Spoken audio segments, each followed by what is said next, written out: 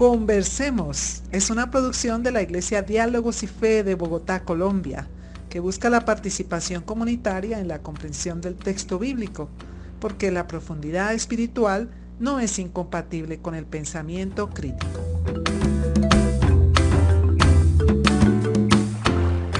Muy bien, un saludo fraternal a toda nuestra audiencia.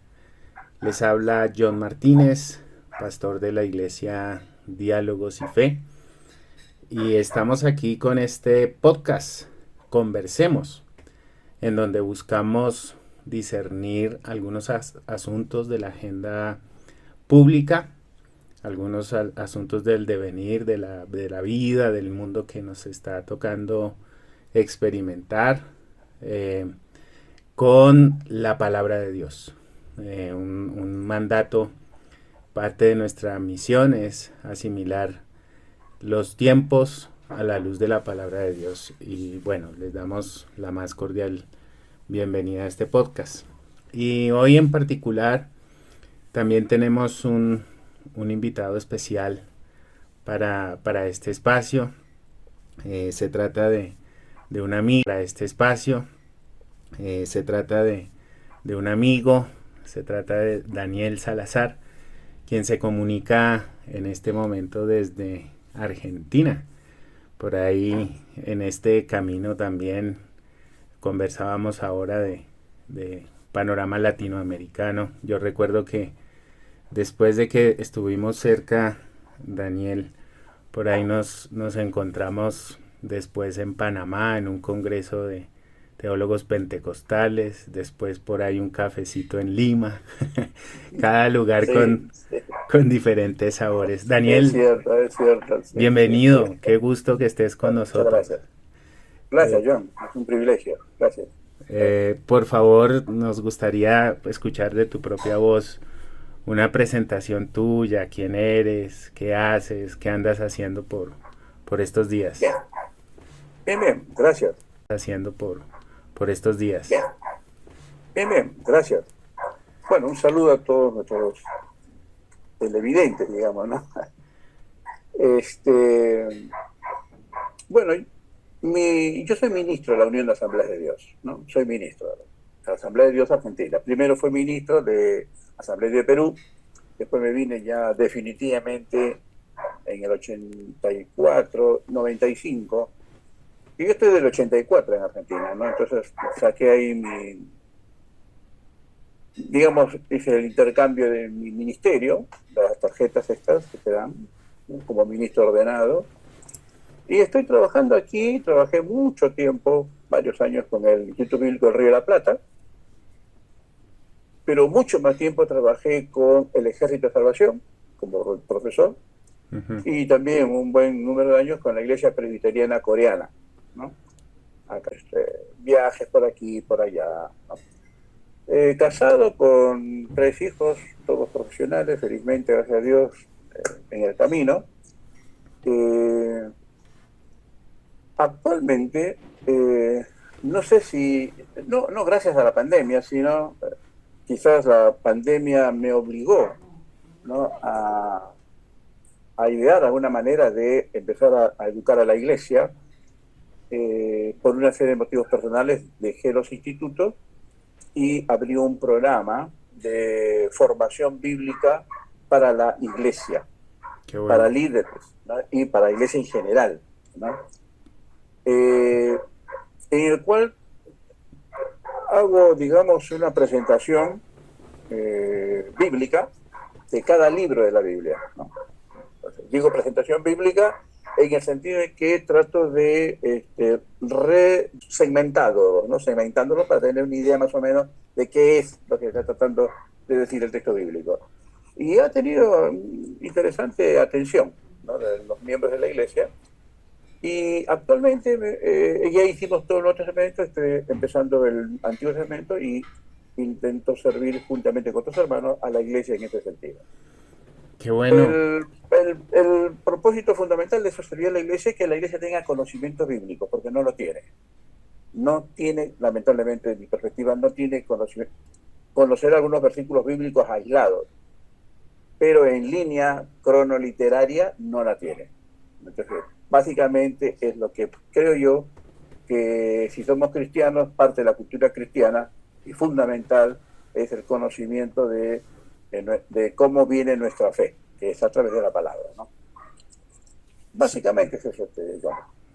Gracias, Daniel. Compartimos eso porque es muy importante, muy necesario poder dilucidar los textos bíblicos, hacerlo con cierto grado de profundidad. Y pues reconozco en ti un estudioso de la Biblia y en especial especialista en Antiguo Testamento, ¿no, Daniel? Es relativo, porque el antiguo te manda al nuevo y el nuevo te manda al antiguo, ¿no? Sí, sí, la tesis que hice para el doctorado fue en apócrifo, del apócrifo griego, ¿no? Ah, bueno, estás en la mitad. Sí, No, pero... no sé a dónde pertenezco. Muy bien, No, Daniel. sí, No, pero el Antiguo Testamento me gusta mucho el Antiguo Testamento, eso seguro, seguro. sí. Así que bueno, ¿no? En esta línea, en esta idea de dilucidar los textos bíblicos y también pensar un poco lo que estamos enfrentando hoy, esta guerra tan absurda.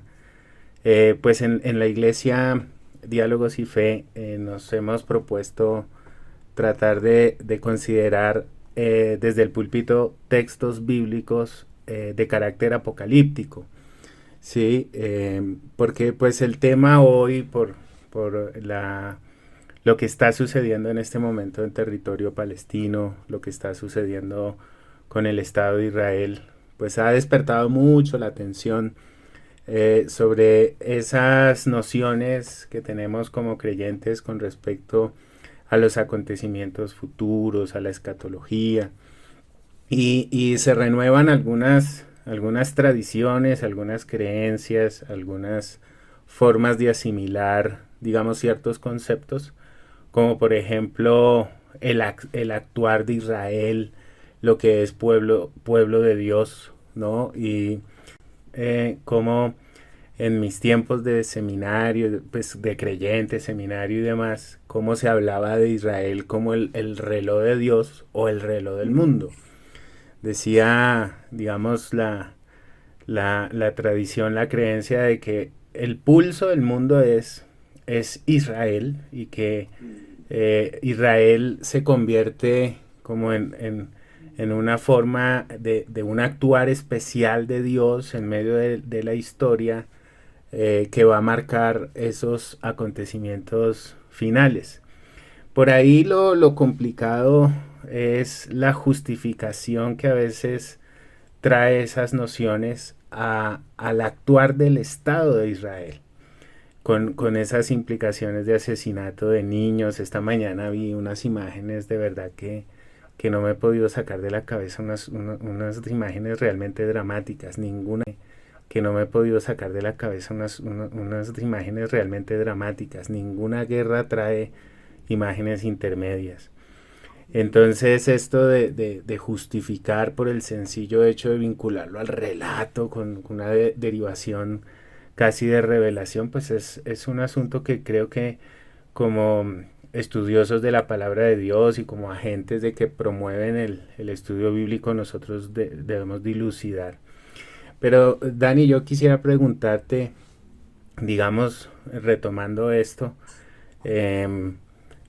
y planteándolo, digamos, en estos términos, ¿el Estado de Israel es el reloj del mundo? ¿Cómo lo ves? A ver, te digo, desde que estuve terminando mi bachillerato en el 79, ¿no? Ya yo me acuerdo rico, ¿no? Ex monseñor católico, entonces te darás cuenta más o menos cómo me habría estado enfocando las cosas, ¿no? Wow. Pero yo llegué a tener muchos amigos judíos, yo viajé a Israel, tengo una gran simpatía por el terruño. Y después me di cuenta que poco a poco esa gran simpatía que tengo es por la cercanía que uno tiene con los textos bíblicos a Israel. Después de esa cercanía, uno va a Israel y la primera vez que fui pensando que iba a encontrar la tierra prometida, ¿no? Me di cuenta que era cualquier tierra, igual que en cualquier parte del mundo. Conozco Egipto, conozco un poco de Siria, o sea, hablo del mundo oriental, ¿no? Y es exactamente igual, con los mismos problemas morales, éticos, políticos, económicos, esperanzas, ilusiones, que cualquier otro país. Ahora, cuando se dice que Israel es el reloj del mundo, que de niño lo escuché, porque había unos maestros que decían lo mismo, lo creí. Después, conforme fui estudiando y profundizando en las escrituras, me di cuenta que era muy ingenuo de pensar de esa manera, ¿no? En primer lugar, porque no hay dos pueblos de Dios, hay un solo pueblo de Dios. No hay dos pueblos, hay un solo pueblo de Dios. Y ese pueblo de Dios es el que fue rescatado por la sangre del Cordero. Ahora bien, hay muchas cosas que se viven en mi mente y se me cruzan, ¿no? Claro. Y yo creo que esta reflexión merece, digamos, como asentar como a priori el hecho de que nosotros hablamos como cristianos, no como judíos. Yo soy cristiano, seguidor de Jesucristo. Desde esa perspectiva, entonces, me ubico, si bien no has dicho que me gusta y me especialicé en parte en Antiguo Testamento, es cierto, pero lo hice porque entendí que para entender el Nuevo Testamento hay que ir al Antiguo. Por supuesto. Y fui porque el Señor dijo, las Escrituras dan testimonio de mí. Y para mí ese es el criterio para medir cualquier parte del Antiguo Testamento.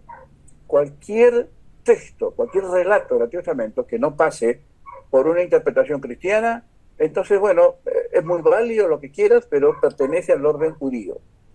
Yo pertenezco al orden de Cristo, porque hay que ver las Escrituras a través de Cristo. Ese para mí es el criterio. Si yo veo las Escrituras a través de cualquier otro personaje, o otra circunstancia, o mi vida perspectiva, no soy cristiano. Para ser cristiano, pero yo tengo que, mi mirada tiene que partir de Cristo y de ahí proyectarme al Antiguo Testamento. Ese es por un lado. Por otro lado, entendí también que Pablo dice que, lo estaba leyendo antes que nos comuniquemos, y si me permites lo leo. Pablo dice que él quiere mucho a su pueblo, Romanos 9:6, lo ama, etcétera, ¿no? Pero dice, no que la palabra de Dios haya fallado, porque no todos los que descienden de Israel son israelitas. Uno, ni por ser descendientes de Abraham, todos son hijos de Abraham, obvio, sino en Isaac te será llamada descendencia. Dice, ¿cómo es eso? Sí, el hijo de la promesa.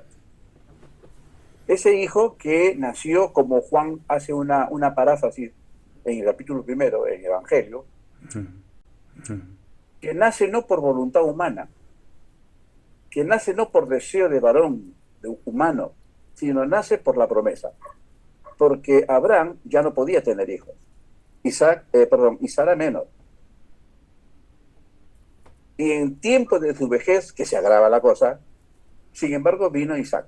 En Isaac tenemos nosotros la descendencia judía, es decir, hijos de la promesa.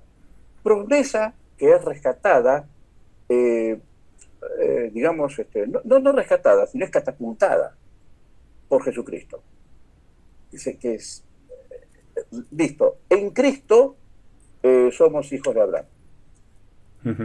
Porque Dios tiene un solo pueblo, no hay dos pueblos. Entonces cuando se habla del reloj de Israel, está bien, eso puede funcionar para los judíos. Aún hoy los judíos, uno dice que los judíos dicen esto, los judíos dicen esto otro.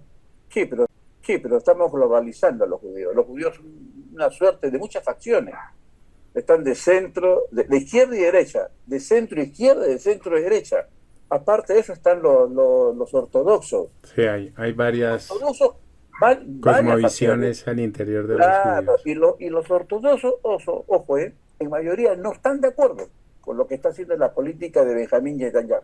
Sí, han salido reportes de noticias de maltrato a ciertos sectores al interior de la sociedad de Israel, criticando pues, lo que está sucediendo, ¿no? Lo que está pasando. Claro. Por ahí, Dani, entendiendo esto, entendiendo que, bueno, partimos de un presupuesto de que nosotros consideramos que somos descendientes de Abraham a través de la fe, ¿cierto? Planteándolo desde lo que acabas de señalar. Y tenemos una mirada, digamos, los lentes de Cristo del Antiguo Testamento, ¿cierto? Y ahí vemos esa conexión que hay con nosotros como familia de la fe y lo que significa o no significa un verdadero israelita, digamos. Pero por ahí, Daniel, yo quisiera preguntarte, pues, asimismo nosotros asimilamos el Antiguo Testamento como palabra de Dios. ¿Qué hacemos con esos textos que parecieran darnos a entender que si los interpretamos literalmente, tenemos que aprobar todo lo que haga un judío como tal, ¿cierto? Como que hay una mirada especial que pues es innegable, ¿no? El apóstol Pablo mismo lo reconoce. De ellos son los profetas, de ellos vino la alianza y demás. Entonces, por ahí hay como un tratamiento especial de Dios con el judío, ¿cierto? Como que tenemos todavía en esa relación con Dios una especie de un grupo de privilegio y hay algunos textos que dan a entender eso y claro, pues nosotros, como tú lo expresabas, que estamos familiarizados con la Biblia y demás, pues vemos Israel, hay que orar por Israel, estamos del lado de Israel, como que pase lo que pase. ¿Qué hacemos con esos textos bíblicos que denotan cierta preferencia por los israelitas? Sí. Yo no diría que denotan cierta preferencia, sino que la preferencia es natural porque fueron primeros, fueron los iniciadores de todo, ¿no? Entonces yo no voy a negar mis orígenes, ¿no es cierto? Entonces, primero ellos, por supuesto, primero cronológicamente, pero no éticamente. Mira, justo en este momento se me va el versículo en la que el Señor dice: yo os elegí a vosotros no porque eran lo mejor del mundo, sino precisamente por lo contrario, ¿no? Y le dice eso a su pueblo. Entonces, si somos conscientes de ello, habría que preguntarnos cuál es el ejemplo ético moral que puede darnos el pueblo para que la iglesia mejore en su proceder en este mundo, ¿no? La iglesia está buscando modelos, y los teólogos se juntan, van a la palabra, estudian para ver cuál debe ser la conducta del cristiano en relación a los desafíos de este mundo. Entonces, bueno, si Israel es el elegido, y como decimos nosotros, sí, es el elegido, y se menciona siempre a él en preferencia, yo diría la preferencia viene porque es primero, ¿no es cierto? Es primero y después nosotros, ¿está bien? Nosotros, entiendo, somos un injerto, ¿no es cierto? Un injerto dentro del tronco principal. Y no quiero hacer un exegetados, también podemos ser sacados. Y las ramas originales han sido sacadas. Si las ramas originales han sido sacadas es porque el jardinero puede hacer lo que quiera ahí con su árbol. Bien, entonces, ¿qué significa eso para mí? Bueno, que si la iglesia para mí es la punta de lanza del reino de Dios. ¿Bien? Dejemos ahora por ahora la metáfora o la comparación de que Israel es la vid, el árbol, y nosotros hemos sido injertados allí. Está bien, porque es para darle cierto valor al mundo no judío, pero creyente en Jesucristo, que es injertado en el tronco principal. Bien. Entonces nosotros, como iglesia, que estamos predicando el Evangelio, porque es así, es lo que nos enseñó nuestro maestro, porque es así, es lo que nos enseñó nuestro maestro, tenemos que buscar modelos de conducta, modelos de vida. Si está en la Biblia, está bien. Y si los judíos en este momento vamos a lo literal y creemos de que tienen preferencia, que son los primeros en todo, bueno, que nos muestren a nosotros los cristianos cuál debe ser la ética, ¿no es cierto?, que permite que el mundo diga, sí, realmente estos son hijos de Dios, ¿no?, o pueblo de Dios. ¿Cuál es esa ética? iniciaste la conversación, lo iniciaste diciendo qué tipo de ética puede tener este pueblo. Ellos se quejan, y yo también me quejé en su momento, a mí estoy de acuerdo, con todo el problema de la Shoah, con todo el problema del nazi y la matanza de tantos millones de judíos, pero no solamente fueron los judíos que murieron. ¿Por qué ellos? Y bueno, porque es un pueblo de Dios. La segunda, que si tú vas al Antiguo Testamento y ves la opresión que sufren los hijos de Israel, no solamente fueron los hijos de Israel, fueron mucho pueblo que no fue descendiente de Jacob. Y si el Señor dice, el Señor no oyó la etnia, oyó el sufrimiento y las quejas. Entonces se acordó de la promesa de Abraham. Entonces me parece a mí que el Señor, digamos, hablando muy antropocéntrico, no, antropopáticamente. O sea, no es la forma antropomorfa, sino antropopáticamente, es decir, la conducta humana proyectada a Dios. Dios se acordó, ¿no? Se acordó, ¿sí? Como que se había olvidado. Se acordó de su pacto. Entonces, quiere decir que Dios vela por su pacto. Un pacto hecho a Abraham. Se acordó de su pacto. Entonces, quiere decir que Dios vela por su pacto. Un pacto hecho a Abraham. ¿Abraham era judío? No, no era judío. Abraham era un arameo que salió de Ur, ¿no es cierto? Sí. Y entonces, ¿promesa a quién? ¿A los judíos? No, promesa al mundo común y corriente de aquel entonces, a un seminómada que tenía que salir a buscar los pastos. Sí, sí, sí. A Isaac, de igual manera, Jacob también. A la gente, no existían los judíos, no existían los judíos. A esa gente que no, digamos que no existían los judíos, a esa gente el Señor le dio su pacto. Entonces ahora, ¿por qué vamos a pensar que el pacto se cierra solo para los judíos? El pacto está abierto, en Abraham está abierto a todo el mundo. Por eso dice, en ti serán benditas todas las naciones de la tierra. Bien, entonces la pregunta es, entonces ¿qué papel, qué rol juega el mundo judío? Entonces aquí hay que, ¿no? Discernir, y quizás sea un poco duro lo que digo, ¿no? Pero para mí el Israel el primer Israel, sucumbió en el siglo VI antes de Cristo. O sea, como nación, que podía tener su propia gobernación y administración política, religiosa, social, cultural, etc. Le destruyeron el templo y se acabó.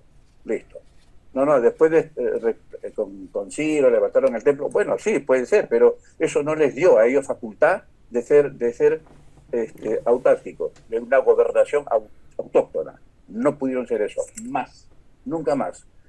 Y con los romanos es exactamente igual. Los romanos dirigían todo allí. Sí. ¿No? Bien, entonces, y después, en las guerras de sublevación, las guerras judías, se destruyó por fin, por decir así, para los judíos, para los romanos, por fin lograron destruir al pueblo judío. Sí. Destruyeron toda Jerusalén, etcétera. Y de ahí no volvieron a aparecer sino algunos grupos que nunca terminaron de irse de Palestina, por supuesto, y otros sí tuvieron que irse. Era todo muy agreste para ellos.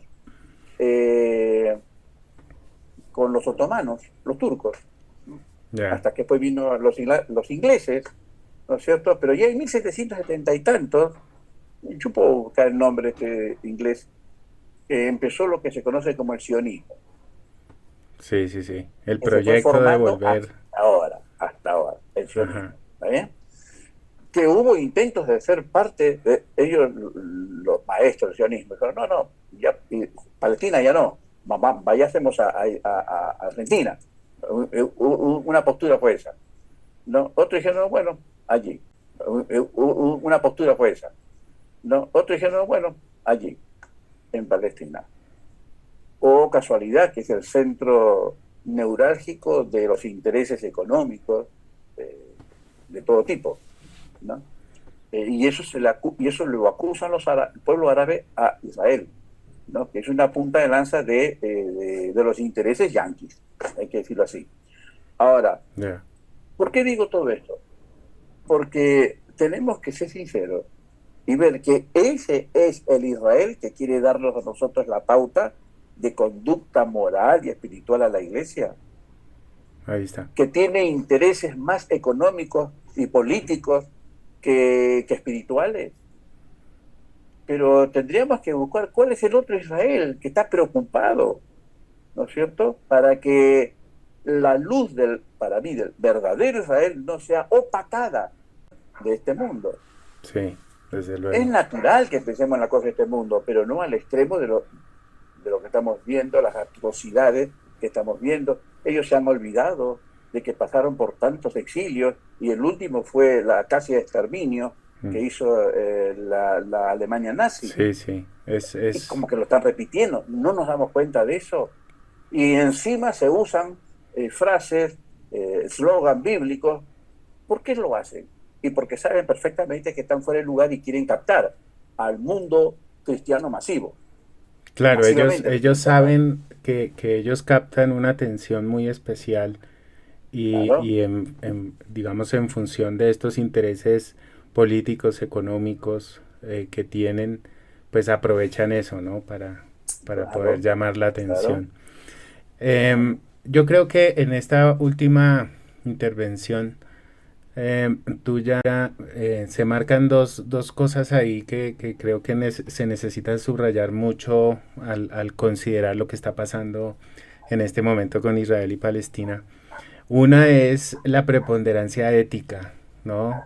Aquí nosotros necesitamos enfocar en ese carácter ético de la Torá, de la ley, ¿no? De Claro. los israelitas, su libro sagrado por excelencia, del cual nosotros también, digamos, bebemos y argumentamos nuestra fe. Eso principal y preponderantemente, yo creo que incluso en ese sentido se ve el carácter de lo que es el Antiguo Testamento, que a mí me gusta llamarlo más Primer Testamento que Antiguo, Sí, porque el igual, Antiguo es obsoleto, caduco, ¿no? sí. Claro, y es tan palabra de Dios, digamos, como el Nuevo. Entonces, sí, creo que nos va a ayudar mucho a discernir cuál fue la intención de Dios con los israelitas en su historia.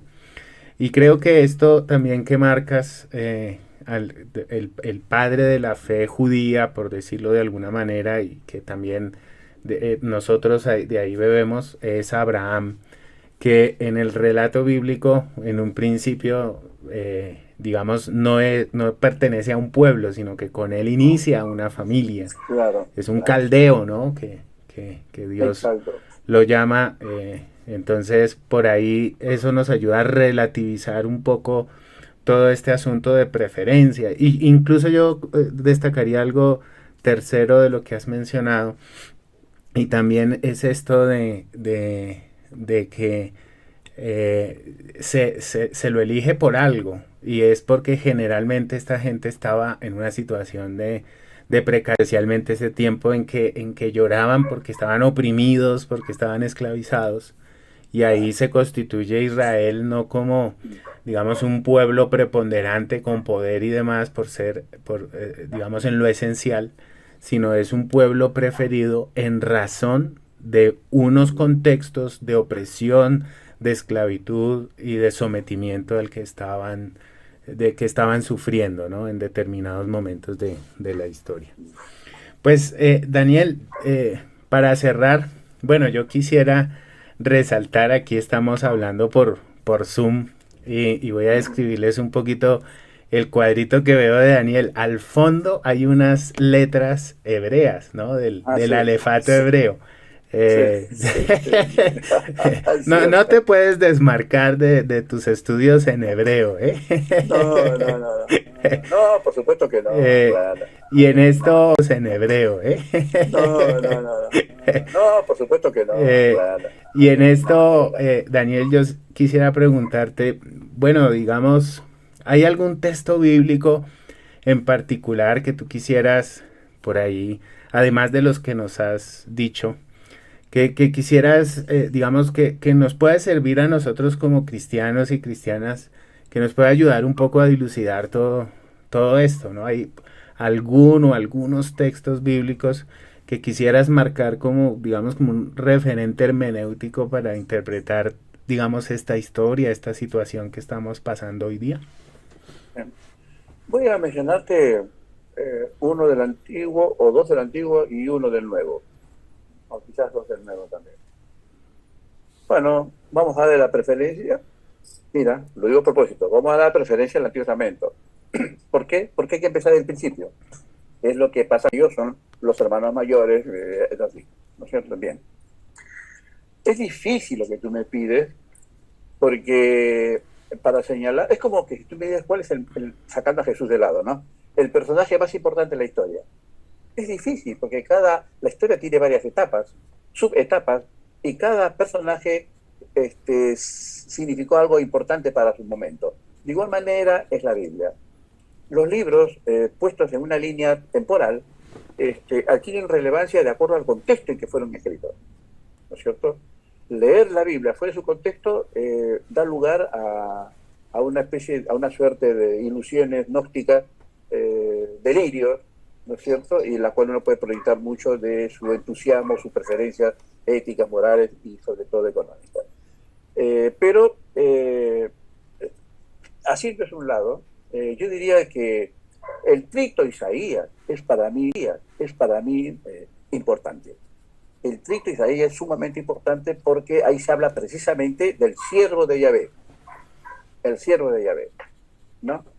Que el siervo de Yahvé es, si algunos dicen que no, el siervo de Yahvé es Israel. No, bueno, no puede ser, porque el siervo de Yahvé dice, le golpearon, le hicieron esto, aquello, lo otro, ¿no? Pero después verá la luz, pero en el fondo de todo el discurso es la justicia. Tema fundamental de todos los profetas, la justicia. No hemos estudiado jurisprudencia, pero eso no significa que no podamos percibir digamos, lo que es la justicia. Y la Biblia habla mucho de justicia, y que es la bandera de lucha del Mesías. La justicia. Es una de las razones por qué un buen sector de lo que se está haciendo ahora con la política del actual Premier es incorrecto, porque se está haciendo cualquier cosa menos justicia. Porque cuando venga el Mesías, él va a recuperar nuestros límites anteriores de la tierra, hablando, pero con justicia y en paz.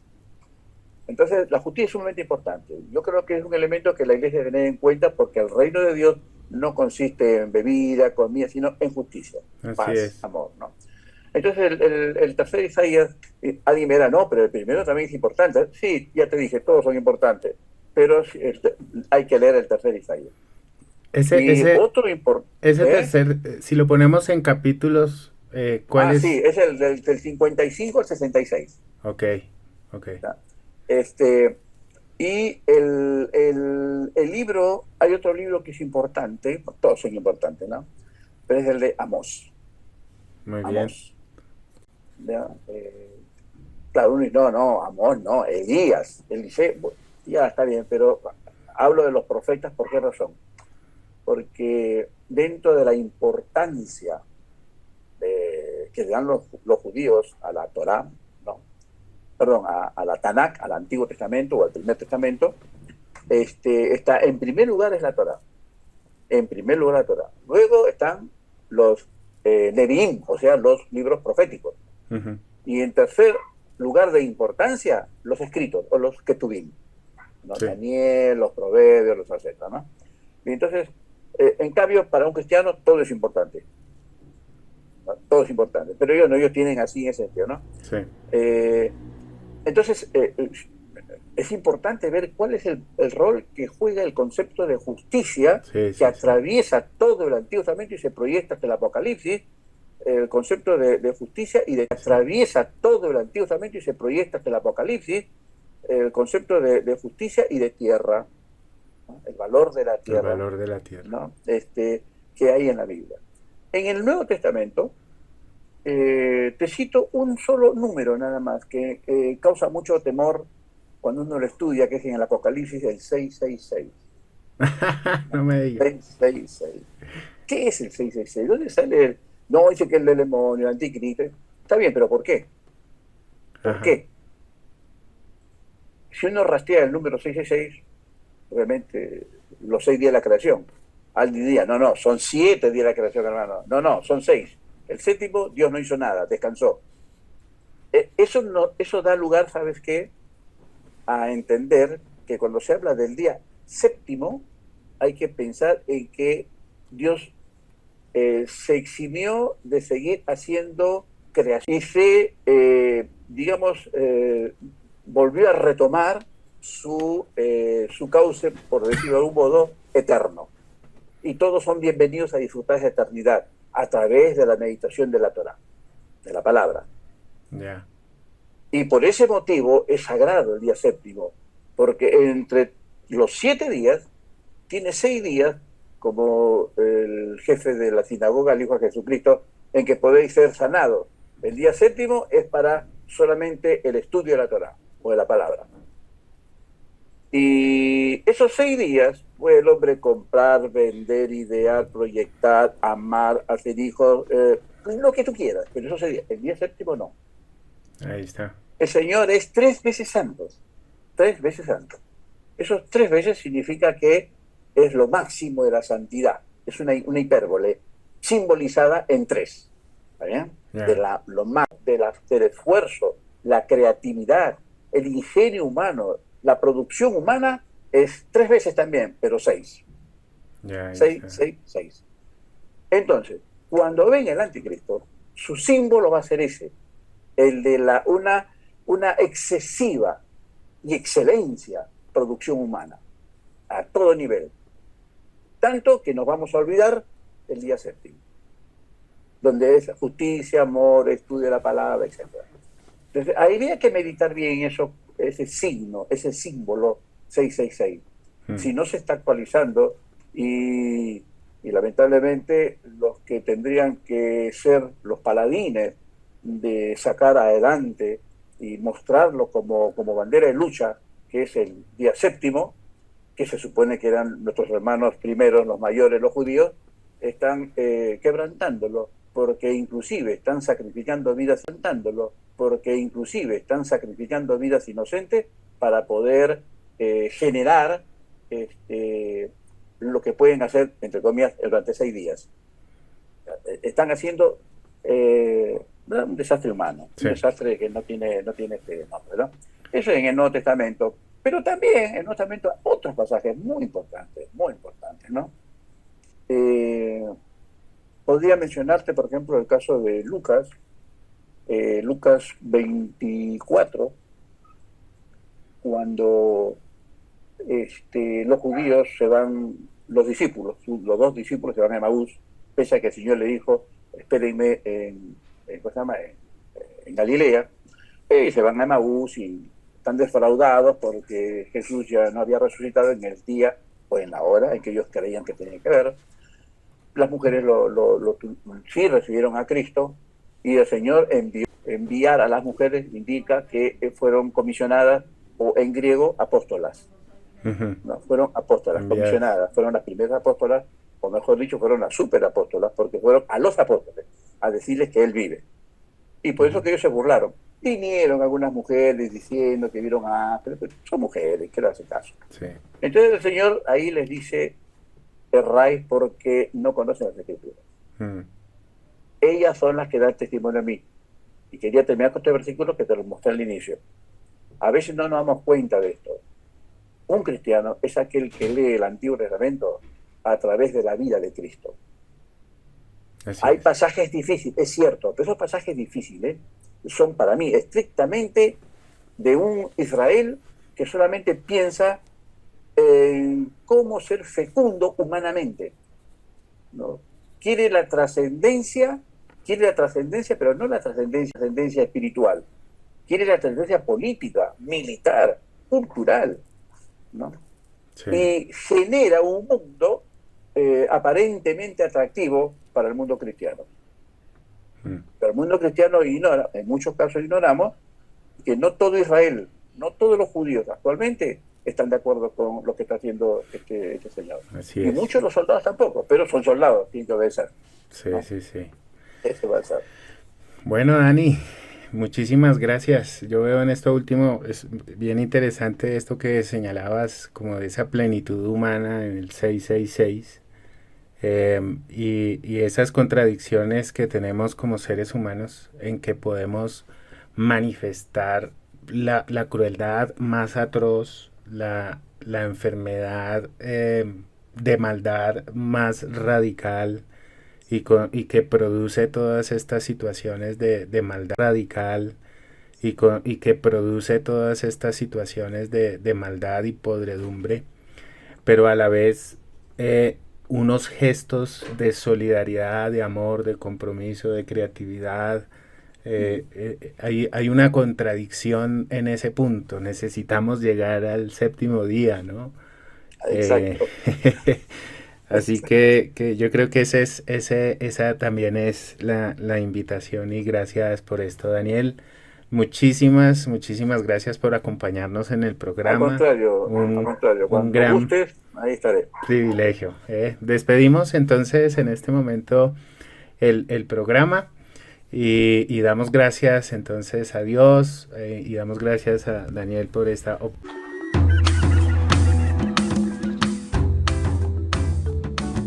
Esta fue una producción de la Iglesia Diálogos y Fe de Bogotá, Colombia, comunidad cristiana evangélica que busca vivir su espiritualidad en lo diario, asumir un verdadero compromiso de fe y compartir principios bíblicos para construir vidas. Dios quiere escucharte, y nosotros también. Síguenos en nuestras redes sociales.